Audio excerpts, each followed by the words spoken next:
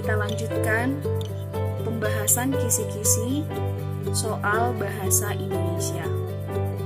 Mari kalian ikuti dengan baik dan semangat. Soal nomor 11, struktur dan kebahasaan yang tidak tepat pada teks fabel adalah A. Orientasi, komplikasi, resolusi koda. B. Menggunakan kalimat langsung. C. Menggunakan kata sifat. D. Menggunakan kata baku. Anak-anak ibu semuanya, kalian ingat dulu ada apa saja struktur dari teks fabel. Sudah? Mari sama-sama kita ucapkan. Yang pertama, orientasi. Apa itu orientasi? Orientasi adalah struktur yang berisi tentang pengenalan tokoh, latar, maupun watak di dalam teks fabel. Komplikasi adalah rangkaian peristiwa yang dialami tokoh membangun konflik atau suatu permasalahan. Resolusi adalah penyelesaian masalah. Koda berisi tentang perubahan yang terjadi pada tokoh atau berisi tentang amanat atau pesan di dalam teks fabel. B. Menggunakan kalimat langsung, ini termasuk ke dalam kebahasaan teks fabel. Demikian juga dengan pilihan berganda yang C, ini termasuk ke dalam kebahasaan teks fabel. D. Menggunakan kata baku. Di dalam teks fabel menggunakan kata atau kalimat yang mudah dimengerti, ya, dan sifatnya pun tidak formal.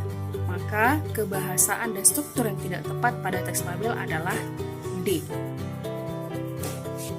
Pahami kutipan fabel berikut.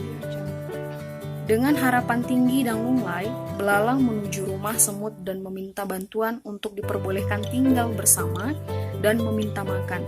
Mendengar permohonan tersebut, semut menjawab, "Maafkan aku, belalang, aku tidak bisa membantumu. Rumahku terlalu sempit untukmu, dan bekalku hanya cukup untuk keluargaku saja." Belalang akhirnya pun meninggalkan rumah semut dengan rasa menyesal dan sedih. Dalam hati ia bergumam, "Andai saja aku mengikuti nasihat semut saat itu untuk bekerja keras, pasti saat ini aku bisa kenyang dan tidur nyenyak di dalam rumah." Kutipan cerita fabel tersebut struktur bagian. Kutipan cerita fabel tersebut termasuk ke dalam struktur bagian. Ayo anak-anak ibu ulang kembali apa itu orientasi, komplikasi, resolusi, dan koda. Nah, jawaban yang paling tepat adalah B. Komplikasi. Ibu ingatkan lagi bahwa komplikasi adalah puncak konflik atau masalah. Ya. Oke, kita lanjutkan nomor 13. Cermati cerita legenda berikut. Setelah petani mengucapkan kata-kata dasar anak ikan, seketika itu juga anak dan istrinya hilang lenyap tanpa bekas dan jejak. Dari bekas injakan kakinya, tiba-tiba menyeburlah air yang sangat deras. Air meluap sangat tinggi dan luas sehingga membentuk sebuah telaga, dan akhirnya membentuk sebuah danau. Danau itu akhirnya dikenal dengan nama Danau Toba. Kutipan cerita legenda tersebut struktur bagian: A. Orientasi, B. Komplikasi, C. Resolusi, D. Koda. Jawaban yang paling tepat adalah C. Resolusi, yaitu penyelesaian masalah yang terjadi dalam cerita. Pahamilah kutipan fabel berikut. Pada suatu ketika, anjing tua berkata kepada anjing berlonceng, "Mengapa kamu selalu memamerkan diri dengan loncengmu?" "Ya, karena tidak setiap anjing memiliki lonceng sepertiku." "Sebenarnya kamu harus malu pada loncengmu. Lonceng itu tidak patut kamu banggakan. Bahkan itu aib. Sebenarnya majikanmu memberikan lonceng itu agar berhati-hati dengan kehadiranmu. Lonceng itu adalah pemberitahuan kepada semua orang agar berhati-hati dan waspada akan kedatanganmu karena kamu anjing yang tak tahu aturan dan sering menggigit tumit orang," kata anjing tua itu. Pertanyaannya, karakter tokoh anjing berlonceng sombong terdapat pada pernyataan nomor, apakah nomor 1, 2, 3, atau 4? Ya, benar sekali. Jawabannya adalah di nomor 2. Ya, karena tidak setiap anjing memiliki lonceng seperti itu. Oke, kita lanjutkan nak, soal nomor 15. Kompetensi dasarnya 3.13 mengidentifikasi informasi atau kabar, keperluan, permintaan, dan permohonan dari surat pribadi dan surat dinas yang dibaca dan didengar. Ada 4 indikator.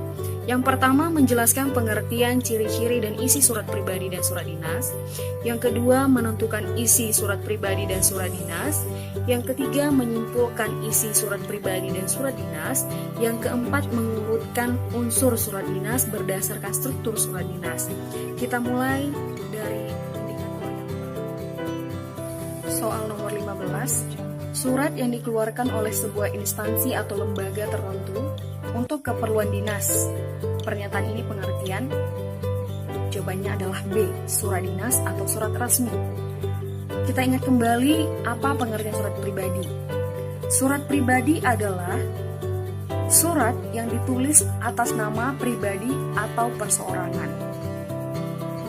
Contohnya surat perkenalan, ucapan terima kasih, permohonan, dan lain-lain.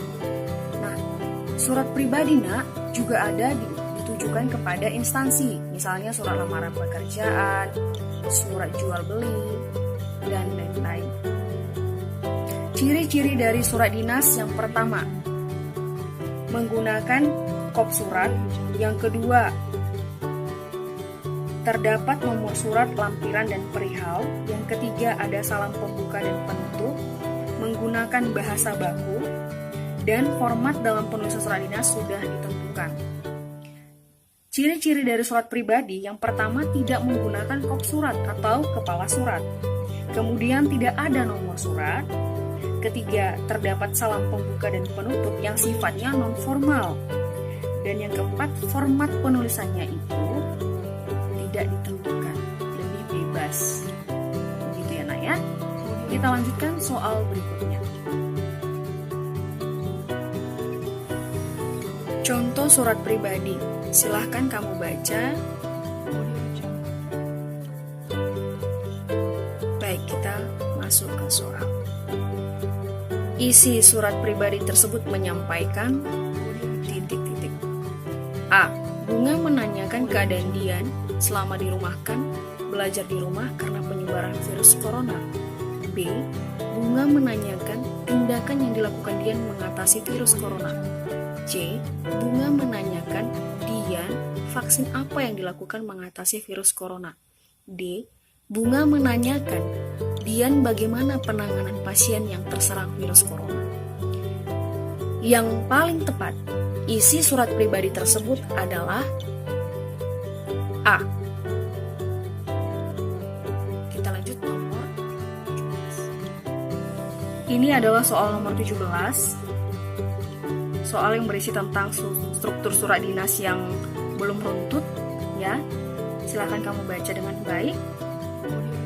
Soalnya, urutan struktur surat dinas yang tepat adalah jawabannya D. 2, 3, 4, 1, 5. 2 itu kepala surat, 3 nomor surat, kemudian alamat, dan salam pembuka. Unsur-unsur surat resmi atau surat dinas. Yang pertama, kepala surat, tempat tanggal surat. Yang ketiga, nomor surat, lampiran, hal, alamat surat, salam pembuka, isi surat, tanda tangan, nama lengkap, lampiran. Unsur-unsur surat pribadi, tempat dan tanggal pengiriman surat, alamat surat, salam pembuka, isi surat, tanda tangan, dan nama lengkap. Kompetensi dasar selanjutnya yang harus kamu pahami adalah KD 3.15, menemukan unsur-unsur dari buku fiksi dan non-fiksi yang dibaca. Indikatornya, yang pertama menjelaskan pengertian contoh judul dan unsur-unsur buku fiksi dan non-fiksi. Yang kedua, menentukan gagasan pokok yang terdapat dalam setiap paragraf. Soal nomor 18, sebuah buku prosa naratif yang sifatnya imajinasi atau karangan non-ilmiah dari penulis dan bukan berdasarkan kenyataan. Pernyataan tersebut termasuk ke dalam pengertian? Jawabannya adalah Ya, bagus sekali nak. Jawabannya adalah B, buku. Jawabannya adalah buku fiksi. 19. Perhatikan kutipan buku non-fiksi berikut. Oke, sudah kamu baca. Gagasan pokok paragraf tersebut adalah, ya, jawabannya adalah A. Generasi milenial sering ribet dan galau. Apa itu gagasan pokok, nak? Gagasan pokok adalah gagasan utama, ya, pikiran utama, ide pokok yang menjadi dasar dalam mengembangkan paragraf. Biasanya gagasan pokok terdapat pada kalimat utama. Letak kalimat utama itu ada di mana? Ada di awal atau di akhir. Nah, anak-anak ibu, untuk soal esainya, kamu bisa pelajari cara menulis pantun dan gurindam yang baik dan benar. Kamu pahami strukturnya, kemudian kamu pahami unsur-unsur intrinsik dari cerita fabel. Apa saja itu? Ada tema, tokoh, penokohan, latar ada 3.